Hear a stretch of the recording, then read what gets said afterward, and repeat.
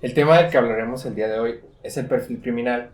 Para entenderlo de una mejor manera, tenemos que definirlo. Es una técnica que sirve para identificar la personalidad principal y las características conductuales del delincuente basándonos en el análisis del delito que éste haya cometido. El objeto de la elaboración del perfil criminal es delimitar las características del presunto culpable para que así se pueda ayudar a la policía a focalizarse en blancos realistas.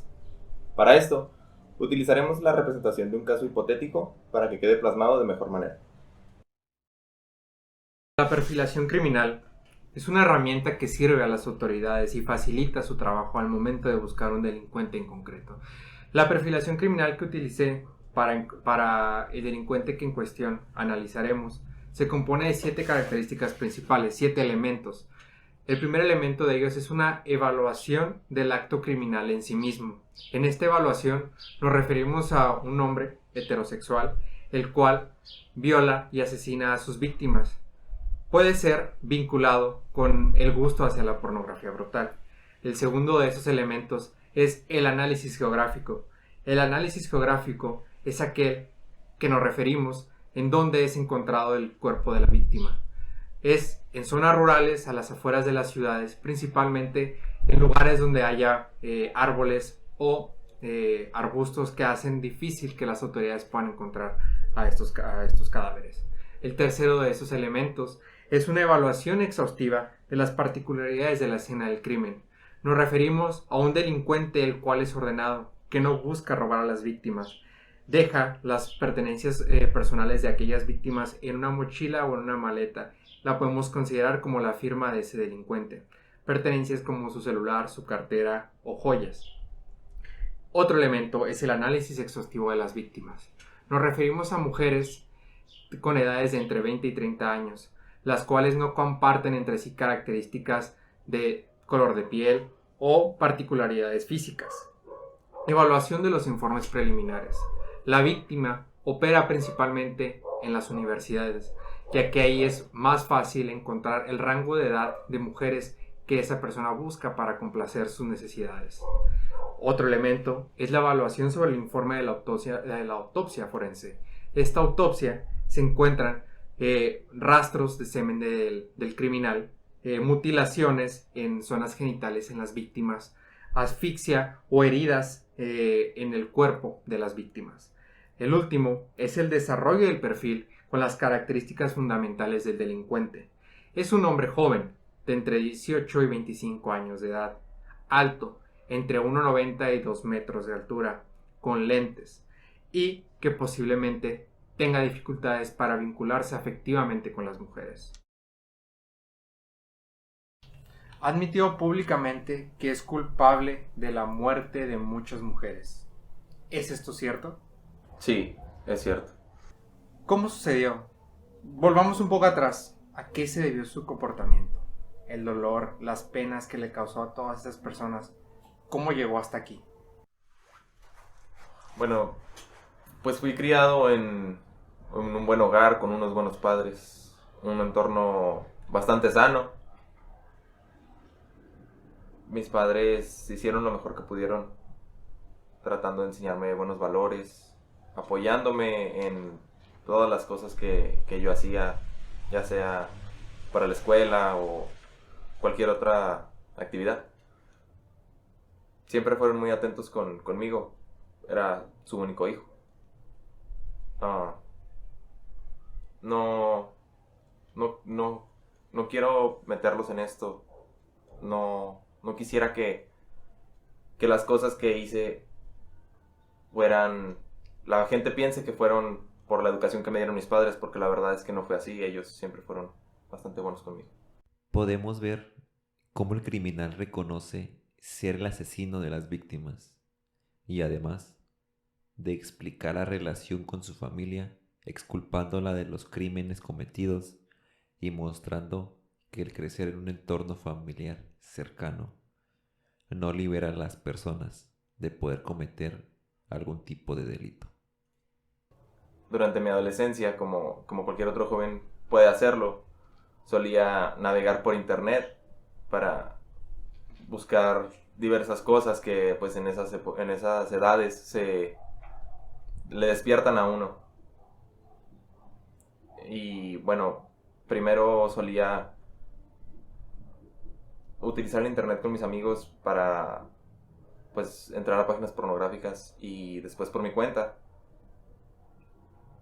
Aunque cada vez que entraba, pues cada vez era más difícil saciar mi deseo de ver algo, porque no había algo que realmente me gustara o me llenara al verlo. Es así que comencé a consumir una pornografía pues un poco más cruda y violenta, al igual que también solía ver videos de violencia extrema. Si bien la pornografía no es la culpable de lo que cometí, sí reconozco que tuvo una influencia en mi actuar y en mi pensar al realizar esos actos que hice y en el daño que le causé a esas mujeres. Sin embargo, la brutalidad no llegó de un momento a otro. Fue un proceso pues algo largo, gradual.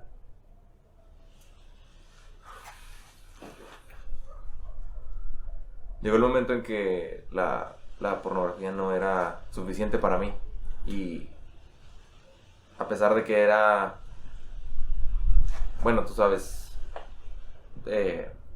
pornografía violenta, explícita,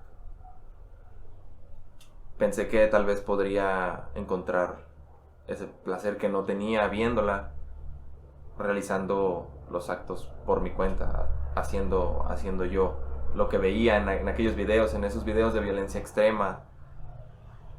Pensé que así tal vez podría alcanzar ese placer que no lograba. Aquí podemos observar un vínculo con uno de los elementos que integran al perfil del criminal, que es la evaluación del acto criminal en sí mismo, ya que como lo menciona el asesino en esta respuesta, uno de los motivos por los cuales mataba a estas víctimas era buscar satisfacer sus placeres sexuales, directamente vinculado con la pornografía. Braulio, después de pasar por el deseo y la curiosidad hacia la realidad, cumpliendo sus fantasías, ¿cómo se sintió después de haberlo hecho? En ese momento sentí una especie de adrenalina, de emoción, que realmente no puedo comparar con otra sensación que haya sentido antes. Fue algo, fue algo muy emocionante para mí. Sin embargo, después de salir de esa especie de trance, la verdad es que sentí culpa, sentí miedo de solamente pensar en lo que acababa de hacer y en el daño que le causé a esa mujer y a su familia. Al mismo tiempo, con la mente clara, pude pensar un poco más las cosas, pero la verdad es que ese impulso, ese deseo que yo tenía, pudo más que la culpa que sentía y que el miedo. Y fue así que por eso seguía haciendo esa cadena de delitos. La gente tiene que entender que soy una persona normal, que frecuenta los mismos lugares que todos, las mismas tiendas, los mismos centros comerciales, el cine, igual que cualquier persona, y tenía amistades también, igual que cualquiera. Sin embargo, yo siempre mantuve esa parte de mí oculta ante mis amistades, ante la gente que me rodeaba.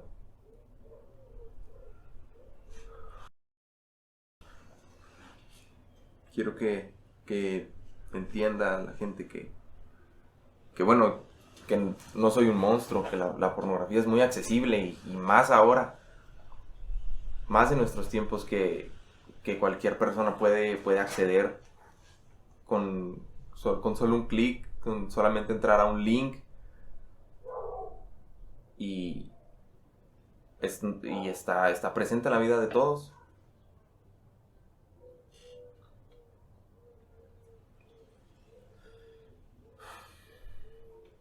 Aunque le resulte difícil de creer a la gente, aunque no me quieran creer, yo estoy consciente de lo que hice y sí sentí culpa en ese momento, después de haber realizado el acto. Pero quiero dejar en claro que, bueno, así como yo, hay mucha gente que puede estar en la misma situación y no lo sabe, familiares, amigos, cercanos, y no lo saben.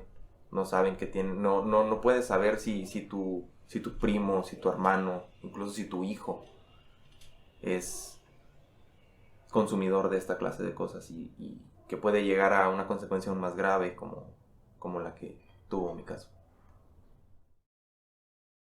Esperamos que la información que les mostramos en nuestro proyecto haya sido entendible y hayan vinculado la importancia que tiene un perfil criminal para resolver de una manera más eficiente y delimitar y facilitar el trabajo de las autoridades en el momento de buscar un criminal.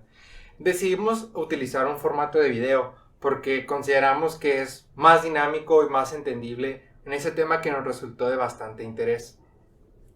Como se puede observar en la entrevista, el criminal del caso hipotético en el que basamos nuestro proyecto, pues, a pesar de haber cometido los delitos de carácter sexual, sentía alguna clase de arrepentimiento y culpa. Sin embargo, era más su deseo y su impulso por satisfacer sus deseos sexuales. Para la realización de la entrevista nos basamos en diferentes casos reales, así como también en algunas películas, como lo fue el caso de Richard Ramírez en Los Ángeles, el caso de El Destripador Rojo en la Unión Soviética, Ted Bundy, hay películas como El Zodiaco, entre otras.